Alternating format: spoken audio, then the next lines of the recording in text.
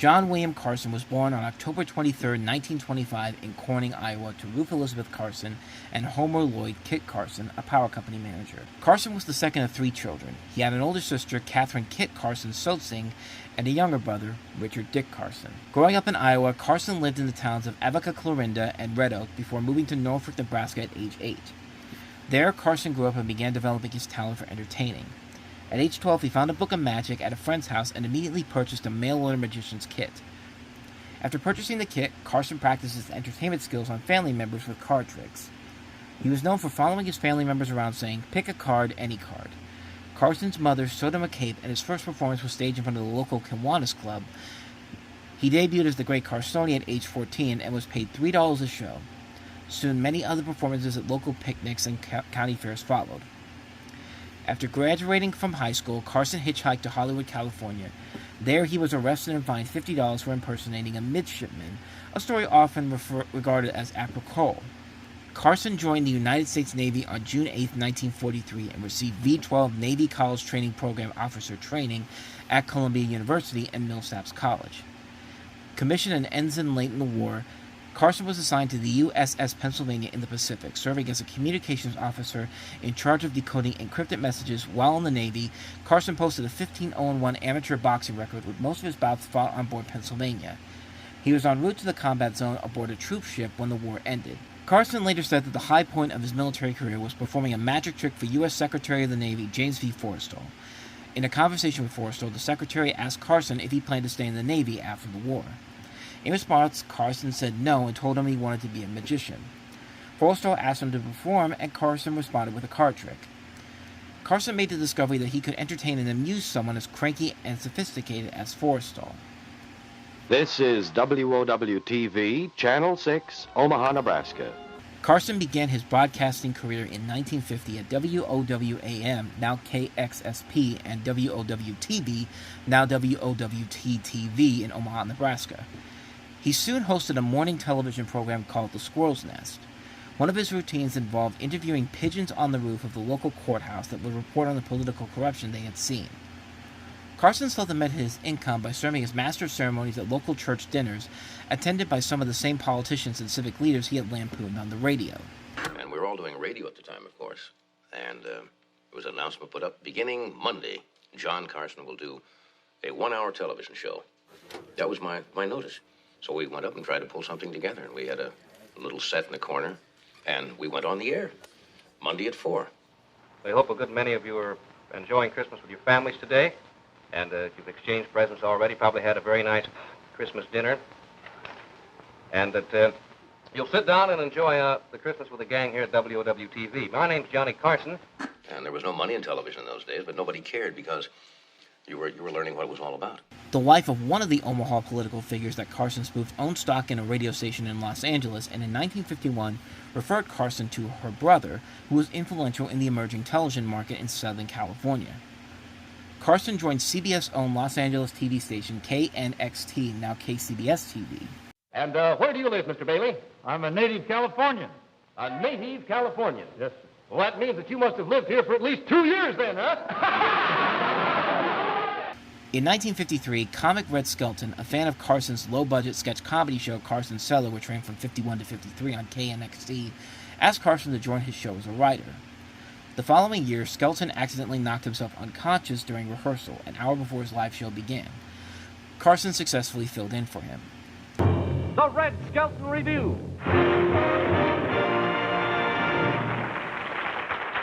My name is Johnny Carson. This afternoon at dress rehearsal, just about an hour and a half ago, Red slipped during one of the sketches and injured himself. And the injury is not really too serious, but Red's doctor advised him that it wouldn't be too best to do the show today. Personally, I think Red's doctor should do the show. In 1955, Jack Benny invited Carson to appear on one of his programs during the opening and closing segments. Carson imitated Benny and claimed that Benny had copied his gestures. Benny predicted that Carson, who readily admitted Benny's substantial influence on aspects of his comedic delivery, would have a successful career as a comedian. Carson hosted several shows besides Carson's Cellar, including the game show Earn Your Vacation in 1954 and the variety show The Johnny Carson Show from 1955 to 1956. He was a guest panelist on the original To Tell the Truth beginning in 1960, becoming a regular panelist from 1961 to 1962. After the primetime Johnny Carson show failed, Carson moved to New York City to host ABC's Who Do You Trust from 1957 to 1962. It was on Who Do You Trust that Carson met his future sidekick and straight man, Ed McMahon. Who do you trust? Here's the star of our show, Johnny Carson.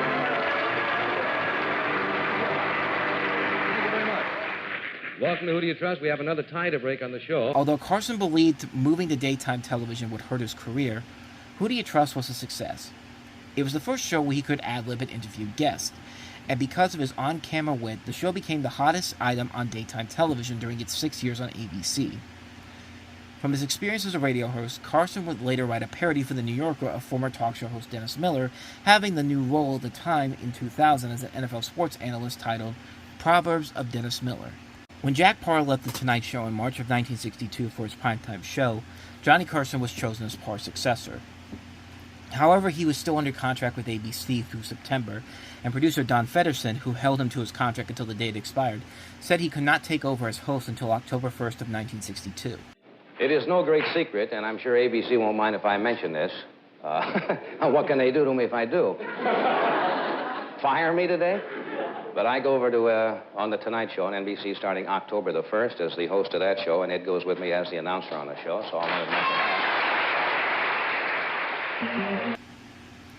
The months between Parr and Carson were filled by a series of guest hosts, which included several names such as Art Linklater, Joey Bishop, Bob Cummings, Merv Griffin, Jack Carter, Jan Murray, Peter Lynn Hayes, Mary Healy, Soupy Sales, Mort Saul, Steve Lawrence, Jerry Lewis, Jimmy Dean, Arlene Francis, Jackie Leonard, Hugh Downs, Groucho Marx, Hal March, and Donna O'Connor, many of whom later noted they were being led to believe that they were auditioning for the job. Francis was actually among the first women to ever host a late-night talk show. Griffin was so well received as a guest host that NBC gave him his own daytime talk show, the first of three he would host in his broadcast career, which debuted the same day Carson took over the late-night show.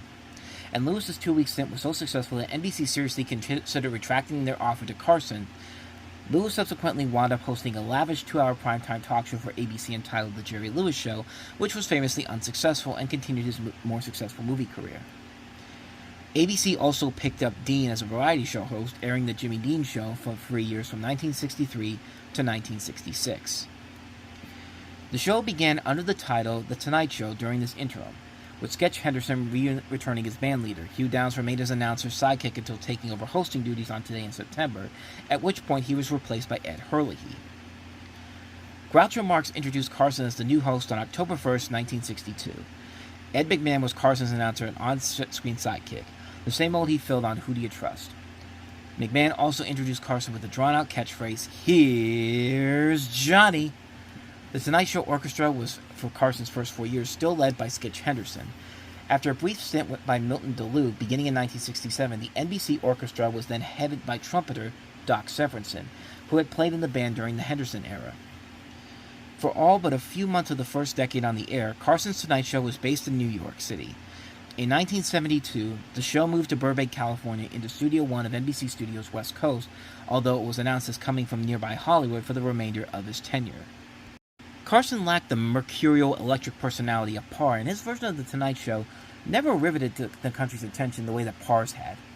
But his more predictable approach eventually became part of the cultural landscape by virtue of the fact that the viewership, in a basically three-network paradigm, was infinitely more monolithic than it later became. Examples included when he played the game Twister with Ava Gabor in 1966, which increased the sales of the relatively unknown game. In December of 1973, when Carson joked about an alleged shortage of toilet paper, panic buying and hoarding ensued across the United States as consumers emptied stores, causing a real shortage that lasted for weeks. Stores and toilet paper manufacturers had to ration supplies until the panic ended. Carson's ratings usually substantially led his time slot, in spite of the fact that he intermittently faced more late-night competitors, including Les Crane, Bill Dana, David Frost, Regis Philbin, Alan Thicke, Jerry Lewis, Joan Rivers, David Brenner, Pat Sajak, Ron Reagan, Dennis Miller, and most notably, Steve Allen, Arsenio Hall, Joey Bishop, Merv Griffin, and Dick Cavett. Carson saw his friend Cavett as his real competition, but Cavett was on ABC, a much smaller network at the time. As primetime variety shows such as The Ed Sullivan Show faded into prominence over the course of the 1970s, Carson's Tonight Show emerged as a showcase for all kinds of talent, as well as continuing the tradition of a vaudeville-style variety show. Carson's show continued Parr's tradition of launching the careers of a number of comedians.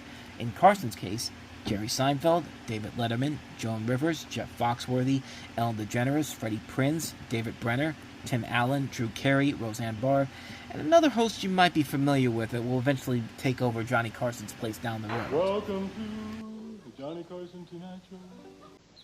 Buddy Hackett's on the show, and he's about 1,000,000 times funnier than I am. But tonight we're getting paid the same. So I went to the post office to get a stamp for the card, and I'm waiting online at the post office. You notice, I love these posters they have on the wall there. When you wait online, killers, murderers, thieves. Why the post office? What do they want us to do about it? Write the guy? Doesn't make any sense. I mean, do people rip these off the wall, go up to the counter? Yeah, give me a book of stamps and a search warrant. I'm going after this guy. I've had it up to here with his activities. You know, my main question about these posters on the wall is, why didn't they hold on to this guy when they'd taken his picture? You know, 'cause women, we lie to men all the time, you know. It's not that we mean to or anything. It's just that it takes too long to explain the truth.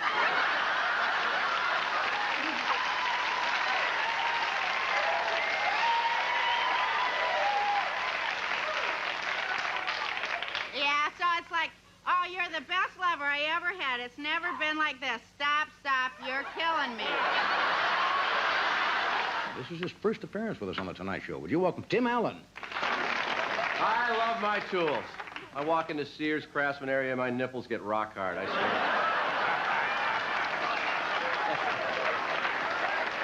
One thing I could never understand is duct tape. You never leave a Sears without duct tape. 90-foot of silver grill, Permacell US-made cloth-back duct tape. And nobody knows what this stuff's for. My motto is, you can't fix it, duck it. Would you welcome Ellen DeGeneres? That whole fitness thing runs in my family, though, I think. That my grandmother started walking 5 miles a day when she was 60. She's 97 today, and we don't know where the hell she is.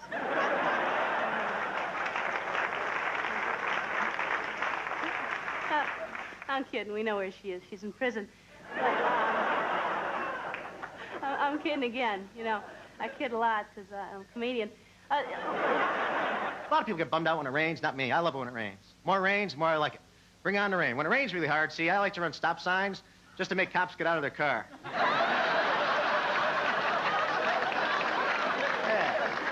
Hey, hell with them. I got the money. Get out, man. Why make the money if you can't enjoy spending it?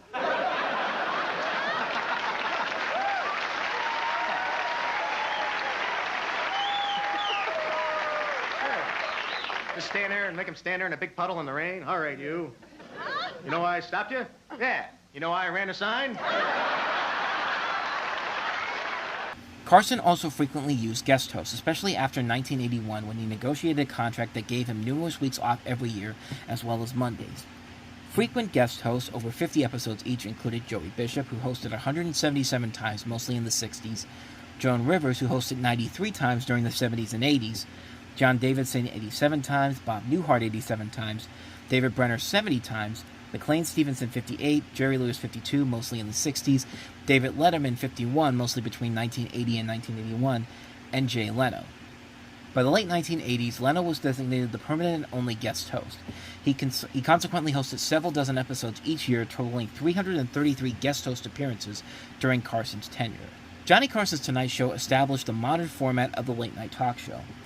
A monologue sprinkled with a rapid-fire series of 16 to 22 one-liners, Carson had a rule of no more than 3 on the same subject, which sometimes was followed by sketch comedy, then moving on to guest interviewers and performers by musicians and stand-up comedians in no fixed order. Occasionally, Carson interviewed prominent politicians such as Richard Nixon, Ronald Reagan, Bill Clinton, Robert F. Kennedy, and Hubert Humphrey. However, Carson refused to discuss his personal political views on the show out of concern it might alienate his audience, and resisted efforts from his writing staff, partially head writer and admitted liberal Marshall Brickman, to include more political material in the show. Other regulars were selected for their entertainment or information value in contrast to those who offered more cerebral conversation. His preference for access to Hollywood stars caused the show to move to the West Coast on May 1st, 1972. The Tonight Show would not return to New York until 2014 when Jimmy Fallon took the hosting reins. When asked about intellectual conversation on The Tonight Show, Carson and his staff invariably cited Carl Sagan, Paul Ehrlich, Margaret Mead, Gore Vidal, Shanna Alexander, Madeline Murray O'Hare as guests. One television critic stated, however, he always presented them as if they were spinach for your diet when he did feature such names. Family therapist Carford Broderick appeared on the show 10 times, and psychologist Joyce Brothers was one of Carson's more frequent guests. Carson, in general, did not feature pop comedy acts. Carson was not averse to using pop comedy himself, such acts with Gallagher being a prominent example. More commonly appeared when guest host helmed the program. Carson almost never socialized with guests before or after the show. Frequent interviewee Orson Welles recalled that Tonight Show employees were astonished when Carson visited Welles' dressing room to say hello before a show. Unlike his avocal counterparts Merv Griffin, Mike Douglas, and Dick Cavett, Carson was a comparatively cool host who only laughed when genuinely amused and abruptly cut short monotonous and embarrassing inept interviews. Mort Saul recalled, "The producers crouch down just off camera and holds up a card that says, 'Go to commercial,' so Carson goes to a commercial, and the whole team rushes up to his desk to discuss what had gone wrong, like a pit stop at Le Mans." Actor Robert Blake once compared being interviewed by Carson to Facing the Death Squad or Broadway on open night. The publicity value of appearing on The Tonight Show was so great, however, that most guests were willing to take subjects themselves to the risk.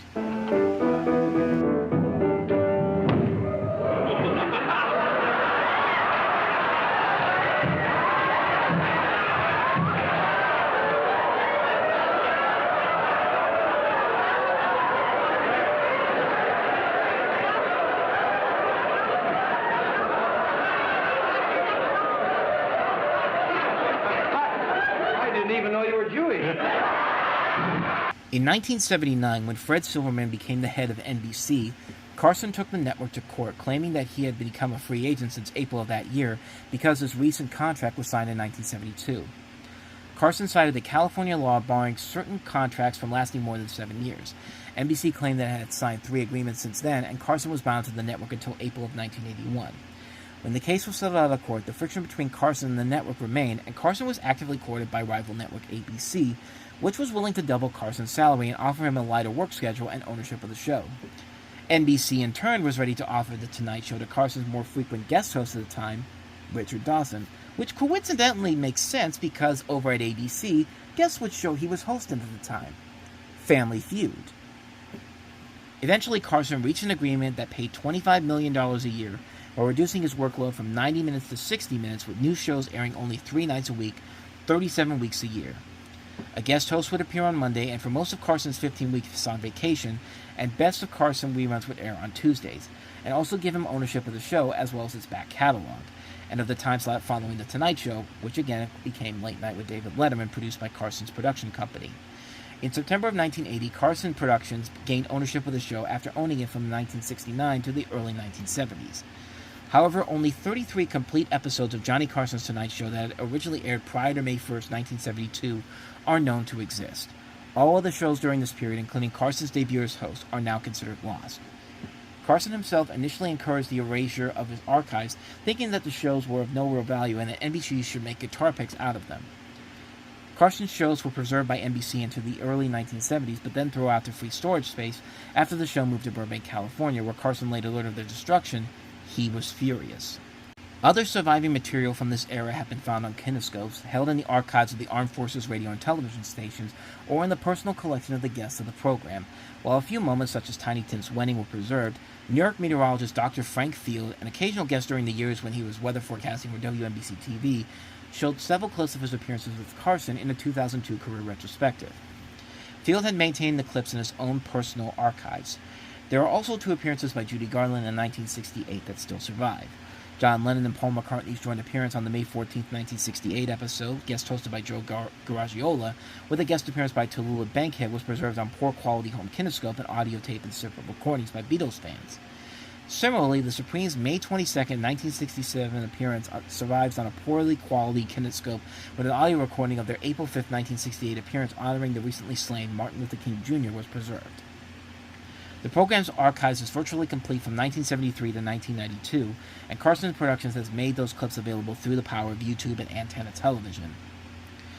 Although no footage is known to remain of Carson's first broadcast as host of The Tonight Show on October 1, 1962, Photographs taken the night survive, including Carson being introduced by Groucho Marx, as does an audio recording of Marx's introduction and Carson's first monologue. One of his first jokes upon starting the show, after receiving a few words of encouragement from Marx, one of which was, "Don't go to Hollywood," was to pretend to panic and say, "I want my nan there." That recording was played on Carson's final episode on May 22, 1992. The oldest surviving video recording of the show is dated November 1962, while the oldest surviving color recording is from April 1964, when Carson interviewed Jack Ehrlich Sr. as his guest. The 30-minute audio recordings of many of the missing episodes are contained in the Library of Congress in the Armed Forces Radio Collection. Many 1970-era episodes have been licensed to distributors that advertise mail-order offers on late-night television, and the later shows that exist in full were stored by Carson in a bomb-proof underground salt mine outside Hutchinson, Kansas. The non-tape archives pertaining to Carson's show are held by the Elkhorn Valley Museum in Carson's hometown of Norfolk, Nebraska. Beginning in 2020, the museum began working with the National Comedy Center to preserve the archives.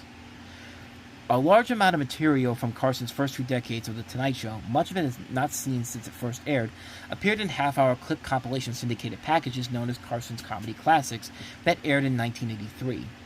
Audio clips from the show were featured nightly on WHO-AM in Des Moines, Iowa in the mid-2000s, and in 2014, Turner Classic Movies will begin rerunning select interviews from the program for a new series called Carson on TCM, presented by Conan O'Brien, who of course would host The Tonight Show himself. The digital multicast network Antenna TV acquired rerun rights to whole episodes of the show in August 2015. Unlike the previous clip shows, Antenna TV's airings were full broadcast as they were originally seen. The only edits being removed of The Tonight Show was the name, with the show being renamed simply as Johnny Carson. However, as of January 2018, the broadcast aired opposite the current edition of The Tonight Show in much of the United States, and NBC still owns the trademark of that name, with bumpers, walk-on music, and closing themes being replaced by generic music cues from the Warner Chappell Production Music Library. Most musical guest segments are also removed.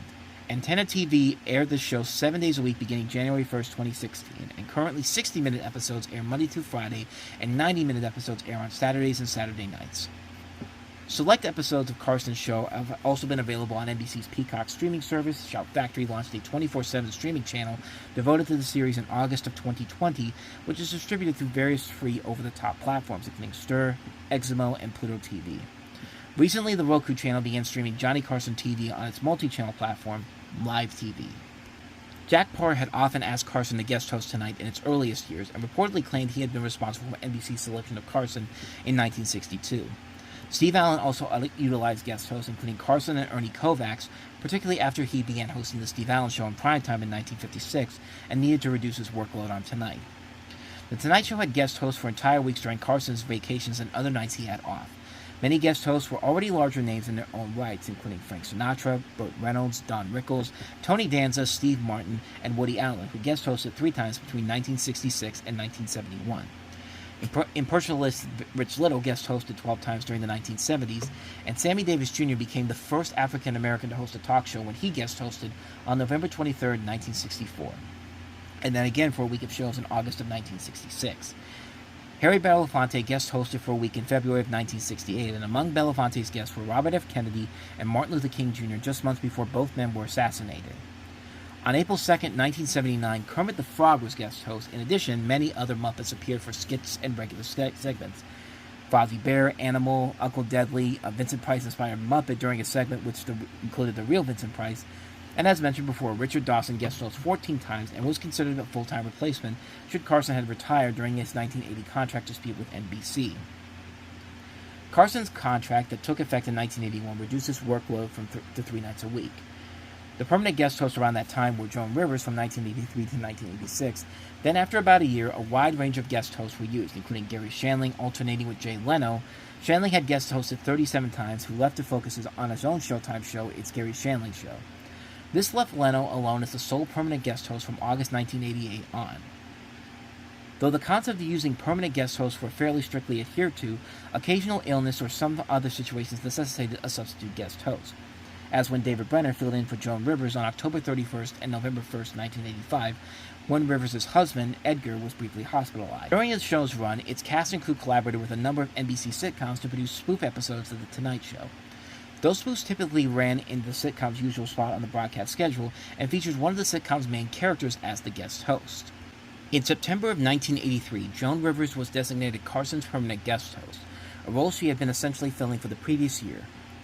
In 1986, after years as a guest and 190 total appearances on the show, she left the program for her own show on the newly created Fox network. According to Carson, Rivers never personally informed him of the existence of her show. Rivers, on the other hand, disagreed. In fact, before the announcement was made, Rivers was set to call Johnny to tell him the news.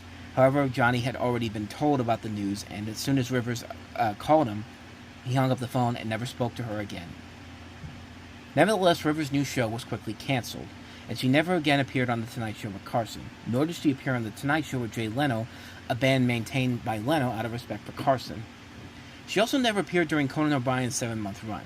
After Carson's death in 2005, Rivers told CNN that Carson never forgave her for leaving and never spoke to her again, even after she wrote him a note following the accidental death of Carson's son Ricky in June of 1991.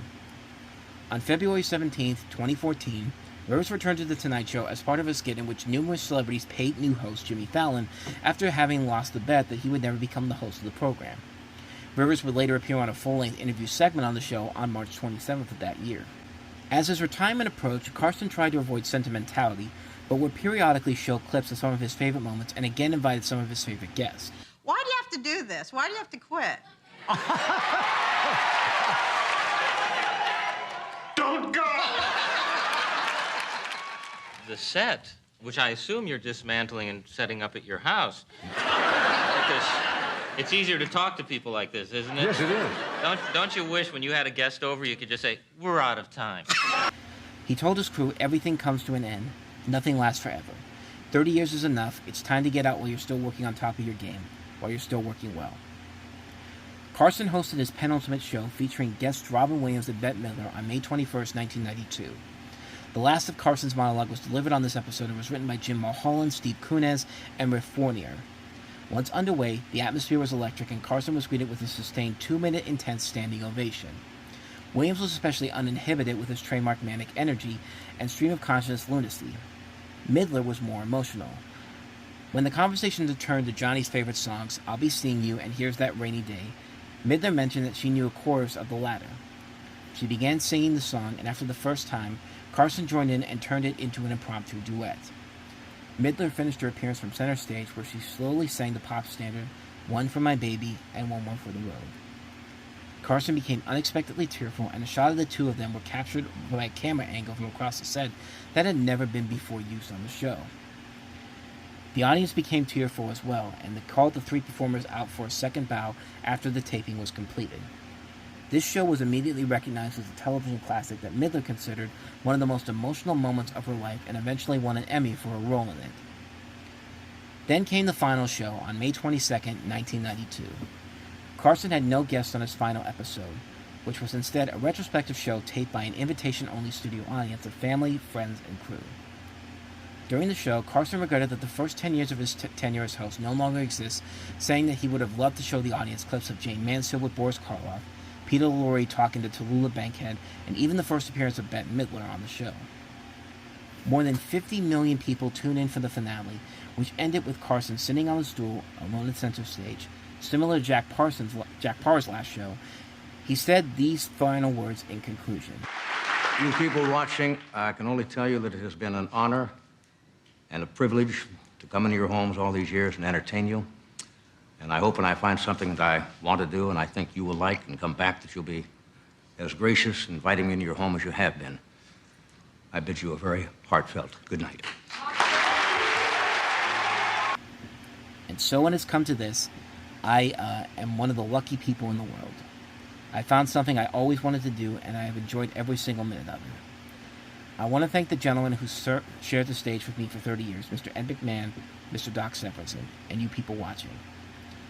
I can only tell you that it's been an honor and a privilege to come into your home after all these years and entertain you. And I hope when I find something that I want to do and I think you will like and come back, that you will be as gracious in inviting me into your home as you have been. I bid you a very heartfelt good night. A few weeks after the final show aired, it was announced that NBC and Carson had struck a deal to develop a new show. Ultimately, however, Carson chose not to return to television. He only gave 2 major interviews after his retirement, one to the Washington Post in 1993 and the other to Esquire magazine in 1992.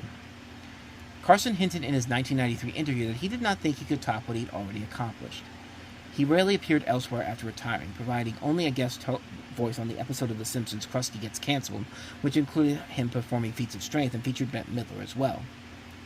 Carson's final television appearance was a cameo on the May 13, 1994 episode of The Late Show with David Letterman, where he was handed a copy of his top 10 list and sat in David's chair for a moment. He was prepared to say a few words, but the crowd's cheering was so loud and so sustained that he humorously decided to leave without saying anything, although as he exited, he could be heard saying, "Thank you, good night."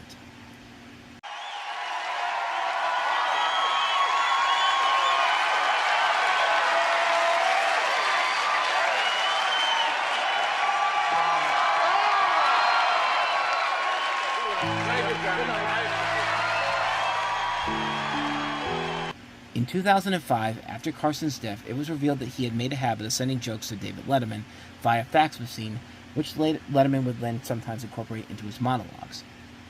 The January 31st, 2005 episode of The Late Show, which was featured as a tribute to Carson, began with a monologue by Letterman composed entirely of jokes written by Carson himself after his retirement. In 2011, The Last Carson Tonight Show was ranked number 10 on the TV Guide Network special, TV's Most Unforgettable Finales. Johnny Carson's 3-decade tenure as the king of late night was over, and it meant that just like everybody before him, the next person to step into that role had big shoes to fill. And that person was somebody who had been the permanent guest host of The Tonight Show since 1988. But before the first show went on the air, there was a bit of a thing that happened with the other NBC late night host that followed Carson. Just how pissed off are you?